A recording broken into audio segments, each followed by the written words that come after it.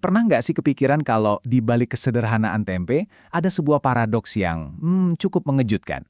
Sebuah cerita soal kejeniusan, inovasi, dan juga ironi yang mungkin bakal bikin kita mikir ulang. Yuk, kita bedah bareng-bareng ceritanya. Oke, kita langsung aja ke intinya ya.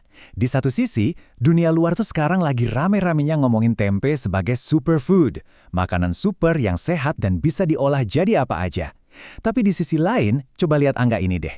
Ada 19 hak paten terkait tempe, dan semuanya, ya semuanya, dipegang sama pihak asing. 13 paten ada di Amerika Serikat, dan 6 lainnya di Jepang. Jadi, sementara kita bangga tempe mendunia, hak ekonomi dari inovasi-inovasi barunya justru dipegang sama orang lain. Gimana tuh? Nah, fakta tadi itu bikin kita jadi nanya ke diri sendiri. Kita harus jujur nih, sebenarnya gimana sih cara kita mandang tempe di negeri ini? Soalnya, ada perbedaan yang tajam banget antara persepsi kita di sini sama potensi globalnya yang ternyata, wow, luar biasa besar. Coba deh, kalau dengar kata tempe, apa yang langsung muncul di kepala kita? Pasti murah meriah, enak, dan jadi andalan di dapur kan? Tempe itu benar-benar makanan sejuta umat. Dia jadi pahlawan buat anak kos di tanggal tua, bahkan jadi penyelamat di masa-masa sulit atau bencana. Sebagai sumber protein yang harganya terjangkau, perannya itu nggak ternilai loh. Tapi, sayangnya nih, ada stigma negatif yang nempel. Istilah mental tempe sering banget dipakai buat nyebut orang yang penakut atau lemah. Istilah ini bahkan pernah keluar dari pidato Bung Karno yang berapi-api. Beliau bilang, kita ini harus jadi bangsa yang kerja keras, bukan bangsa tempe, bukan bangsa kuli. Di situ, tempe malah jadi simbol kelemahan. Ironis banget kan? Makanan yang jasanya sebesar itu, kok malah jadi simbol yang negatif. Padahal ya, sejarah justru membuktikan sebaliknya. Stigma itu langsung rontok kalau kita lihat ke masa-masa sulit. Contohnya zaman pendudukan Jepang. Waktu itu, warga di Surakarta dengan kecerdasan yang luar biasa ngolah ampas dari pabrik tahu buat jadi makanan. Dari situlah lahir yang namanya tempe gembus. Ini bukan kelemahan, sama sekali bukan. Ini tuh bukti nyata soal ketangguhan, kecerdasan, dan inovasi leluhur kita waktu lagi kepepet. Jadi, jelas ya, tempe itu bukan cuma makanan sederhana yang punya stigma jelek. Sejarahnya itu jauh lebih dalam dan membanggakan dari yang kita kira.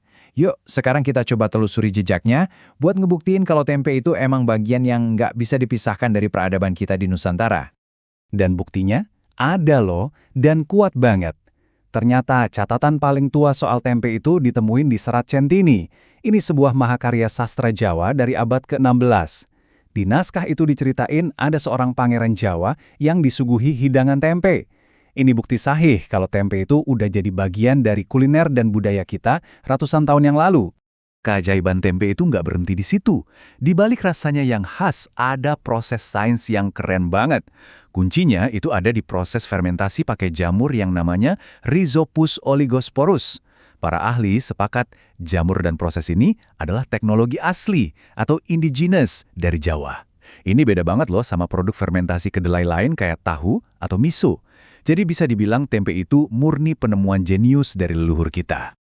Oke, dari tempe gembus di zaman perang sampai proses fermentasinya yang unik, udah jelas banget kan kalau leluhur kita itu emang inovator sejati.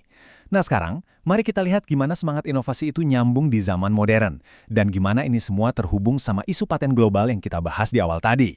Coba kita lihat lagi angka ini. 19, 13 paten di Amerika, 6 di Jepang. Semuanya dipegang pihak asing. Angka ini bukan cuma statistik biasa. Ini adalah cerminan tentang siapa yang geraknya paling cepat buat mengklaim sebuah inovasi di panggung dunia. Tapi tunggu dulu, biar nggak salah paham, kita perlu lurusin dulu nih. Apa sih sebenarnya paten itu? Paten itu bukan mencuri warisan leluhur ya. Sistem paten itu dirancang untuk ngasih penghargaan buat siapa aja yang mau berinovasi. Selama inovasinya itu memenuhi 3 syarat utama. Pertama, harus ada sesuatu yang baru. Kedua, metodenya harus jelas. Dan ketiga, harus bisa diterapkan di industri. Jadi yang dilindungi itu proses atau metode barunya, bukan tempenya itu sendiri. Dan inovasi itu nggak harus yang rumit-rumit banget loh. Coba lihat contoh simpel ini. Salah satu paten di Amerika Serikat yang berlaku dari tahun 66 sampai 86, inovasinya itu cuma mengubah bungkus tempe jadi plastik.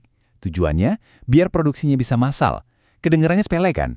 Tapi di zaman itu ini dianggap baru dan bisa diterapkan. Jadi ya, bisa dipatenkan. Nah, ini bagian yang menurut saya paling bikin, wow, kok bisa ya? Coba kita bandingkan deh. Dulu, leluhur kita menciptakan tempe gembus dari limbah, yaitu ampas tahu. Itu inovasi yang jenius banget di masanya. Di sisi lain, sekarang ada paten yang dipegang perusahaan Jepang untuk tempe yang dibuat dari limbah susu kedelai. Lihat polanya, sama persis. Sama-sama bikin tempe dari bahan dasar limbah. Ini nunjukin kalau semangat inovasi leluhur kita itu sebetulnya masih relevan banget, cuma sekarang orang lain yang mempatenkannya.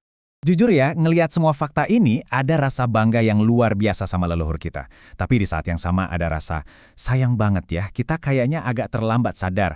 Tapi ini bukan berarti akhir dari cerita. Justru sebaliknya, ini adalah sebuah panggilan. Masa depan tempe itu sekarang ada di tangan kita. Ini kayaknya sifat manusiawi banget ya. Kita seringnya baru sadar betapa berharganya sesuatu itu justru setelah orang lain melihat potensinya dan mengambil langkah lebih dulu.